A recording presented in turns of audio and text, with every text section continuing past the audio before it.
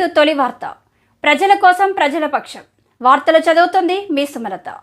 Monday వేసవిలో చల్లదనాల రుచులు ఆస్వాదించండి సింకో మోడ్రన్ బేకర్స్ ద్వారా. ఈ వేసవిలో చల్లని వివిధ రకాల రుచులతో కూడిన లస్సీలను ఆస్వాదించండి మా బేకర్స్ లో.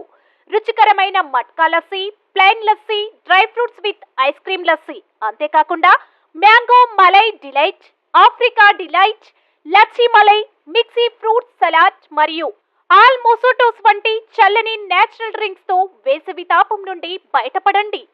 సింకో మోడ్రన్ బేకర్స్ స్థాపించి 50 సంవత్సరాలు పూర్తి చేసుకున్న సందర్భంగా మా కస్టమర్లకు ప్రత్యేక ఆఫర్స్. 4 ఏప్రిల్ నుంచి 14 ఏప్రిల్ వరకు ఒక లార్జ్ లస్సీ కొంటే మరొక లార్జ్ లస్సీ ఉచితం. అంతేకాక పిజ్జా, బర్గర్ మరియు లైవ్ డౌగ్ పిజ్జా ఒకటి కొంటే మరొకటి ఉచితం. త్వరపడండి, మా డెలివరీ పార్ట్నర్ స్విగ్గీ మరియు జొమాటోలో ఇప్పుడే ఆర్డర్ చేయండి. మరిన్ని వివరాలకు సంప్రదించండి సింకో modern bakers, municipal town hall ఎదురుగా, క్లాక్ టవర్, మహబూబ్ నగర్. మా ఫోన్ నెంబర్ 7993996577, 9440465652.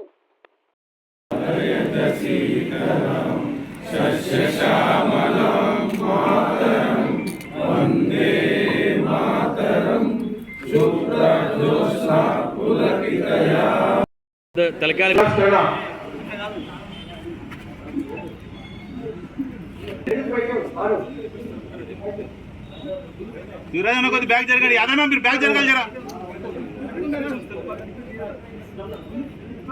शिवराज को बैग बैग शिवराज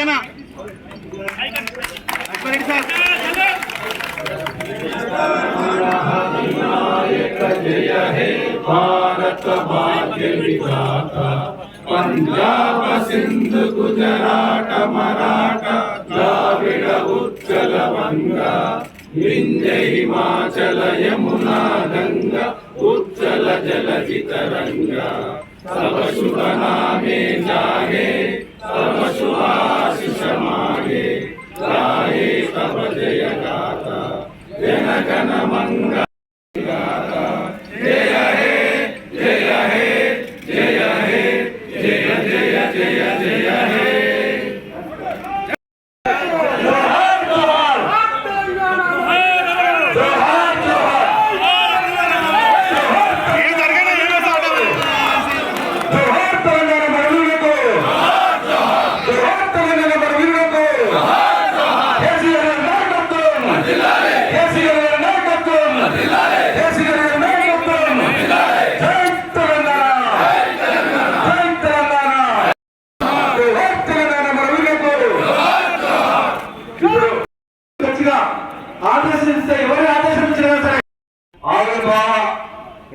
దశాబ్ది ఉత్సవాల్లో భాగంగా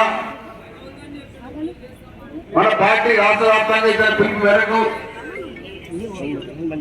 ఈరోజు 3వ రోజు రాష్ట్రమంతటా అన్ని జిల్లా పార్టీ ఆఫీసుల్లో జెండా ఆవిష్కరణ కార్యక్రమం ఏర్పాటు చేసుకోవడం జరిగింది.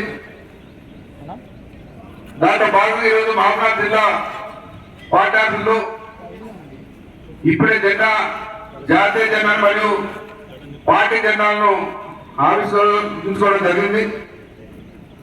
ఈ సందర్భంగా మహబూబాబాద్ జిల్లా బీఆర్ఎస్ పార్టీ నాయకులకు, పెద్దలకు, ప్రజాప్రతినిధులు అందరూ పేరు పేరున శుభాకాంక్షలు తెలియజేస్తా ఉన్నాం. మరంతా ఈ కార్యక్రమం పాల్గొంటున్న సోదరులు మాజీ మంత్రివర్యులు శ్రీనివాసరావు గారు, పార్లమెంట్ సభ్యులు పెద్దలు మన్నే శ్రీనివాసరెడ్డి గారు, డీసీఎంఏ చైర్మన్ ప్రభాకర్ రెడ్డి గారు, జడ్పీ వైస్ చైర్మన్లు, మాజీ సర్పంచులు, సింగిల్ అధ్యక్షులు, అన్ని గ్రామ పార్టీ అధ్యక్షులు అందరికీ కూడా పేరు పేరున ఈ సందర్భంగా అలాగే మీడియా మిత్రులకు నమస్కారం తెలియజేస్తా ఉన్నాను. ఈరోజు తెలంగాణ రాష్ట్రం ఏర్పాటై 10 సంవత్సరాలుగా అయిపోతున్న సందర్భంగా ఈ దశాబ్ది ఉత్సవాలు జరుపుతా ఉంది.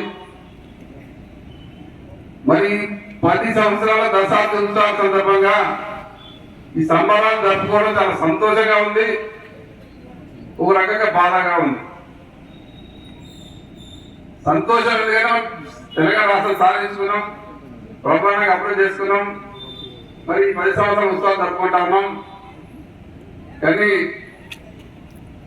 మరి సాధించిన నాయకులు ఎక్కడ పోయినో మరి కొత్త వాళ్ళు సంప్రదాయ పరిస్థితి ఏర్పడడం కొంత బాధాకరం. ఈ పరిస్థితి రావడం అనేది ఎందుకు జరిగింది, ఏం జరిగింది అనేది పక్కకు పెడితే మనమంతా ఒకటి ఆలోచన చేసుకోవాలి. తెలంగాణ రాష్ట్రం రాకంటే ముందు మన రాష్ట్రంలో పరిస్థితులు ఏంటివి, మన జీవన ప్రమాణాలు ఎట్లుండే, మన బతుకుదెరువులు ఎట్లుండే, గ్రామీణ ప్రాంతాలు కావచ్చు, పట్టణ ప్రాంతాలు కావచ్చు, ఎన్ని సమస్యలు ఉండే, అన్ని సమస్యలు తెలంగాణ రాకంటే ముందు. తెలంగాణలో అన్ని సమస్యలు ఉన్నాయి, తెలంగాణ వెనుకబాటు పడేసారు ఆంధ్రపాలక అనే ఉద్దేశంతోనే ఎన్నో సంవత్సరాల ఉద్యమాలు జరిగినాయి. 52 నుంచి 59 ఉద్యమాలు, రకరకాల ఉద్యమాలు జరిగి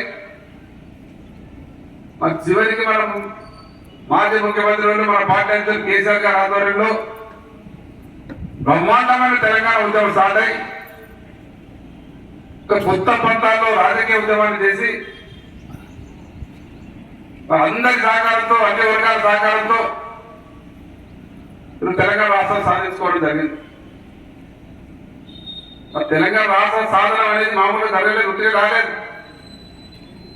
14-15 సంవత్సరాలు, 14 సంవత్సరాల పోరాటం, 1 సంవత్సరం దాన్ని ఆవిర్భావం జరిగిన అరేంజ్మెంట్ చేసుకోవడం కానీ ఉద్యమాన్ని ఎక్కడ సాధ్యాలని ఆలోచన విధానం కానీ 1 సంవత్సరం జరిపెట్టి చేశారు కాదు. తర్వాత తెలంగాణ ఉద్యమం పార్టీ స్టార్ట్ అయ్యి 14 సంవత్సరాలు అరుపేటకి పోరాటం చేసినాం. దానికి అందరూ సహకరించి అన్ని వర్గాల ప్రజలు మరి రాష్ట్రం సాధన జరిగింది. మరి కేసీఆర్ గారు ఒక్కటి ఉద్యమాన్ని చేపట్టి ఈ రకంగా శాంతియుత వాతావరణంలో కొత్త పంతాల ఉద్యమాన్ని చేయకుంటే తెలంగాణ రాష్ట్రం వచ్చేది కాదు.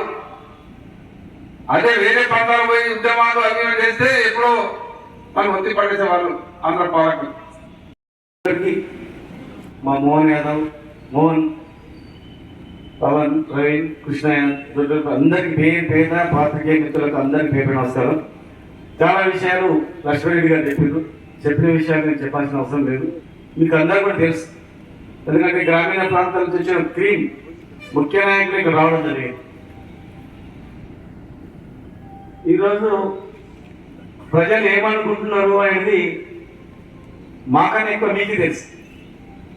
ఈ ప్రభుత్వం బాగుంది అనుకుంటున్నారా, పోయిన ప్రభుత్వమే బాగుంది అనుకుంటున్నారా? పోయిన ప్రభుత్వం కన్నా ఈ ప్రభుత్వమే బ్రహ్మాండంగా చేస్తుంది, పోయిన ప్రభుత్వం ఏం చేయలేదు అని అనుకుంటున్నారా? ఒక్కొక్క వర్గాన్ని, రైతులు తీసుకోండి, ఒక వ్యవసాయ కూలీని తీసుకోండి, ఒక ముసలమ్మని తీసుకోండి, ఆరోగ్యం వాళ్ళకి హాస్పిటల్ పడి తల్లాడుతున్నటువంటి అతన్ని తీసుకోండి, ఎవరైనా అడిగింది.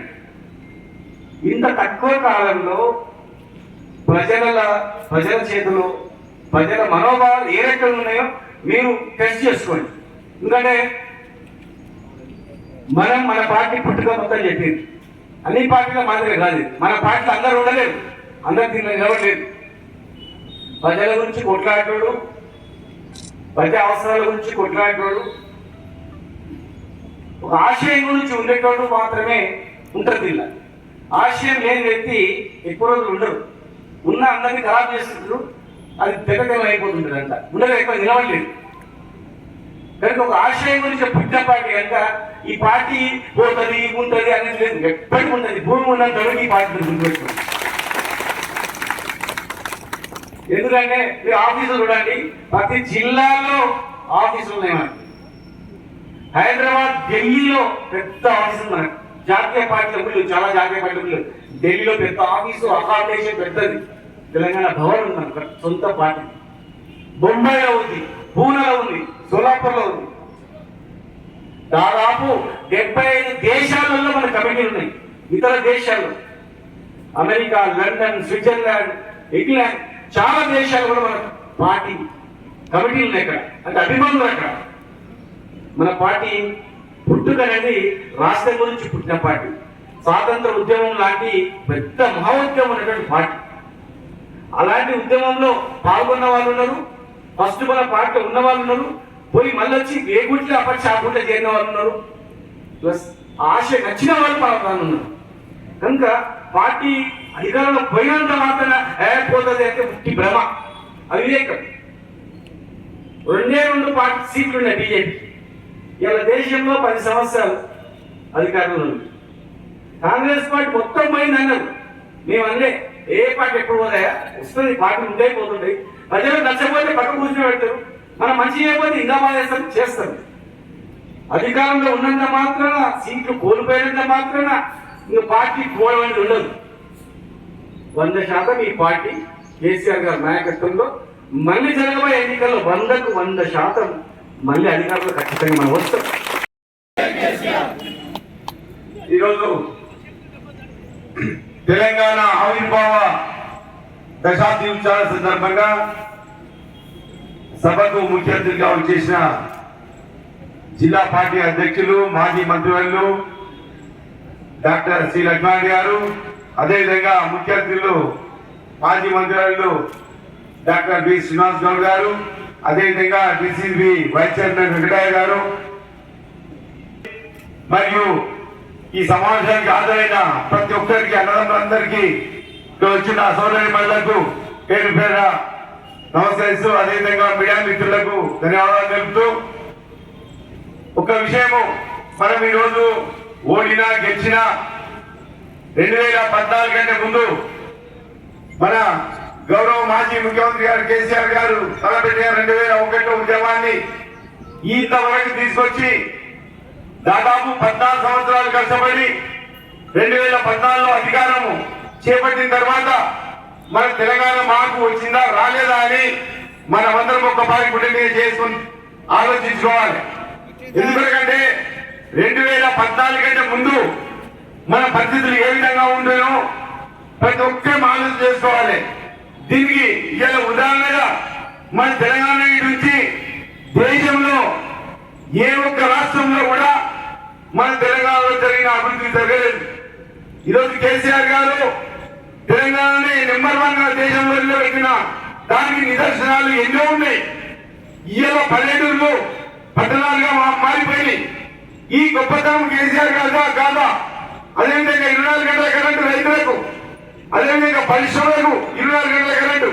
2014 కంటే ముందు పరిశ్రమలు డబ్బులుండి కూడా కొంతమంది కూడా కరెంట్ ఇచ్చే నాదులు లేదు.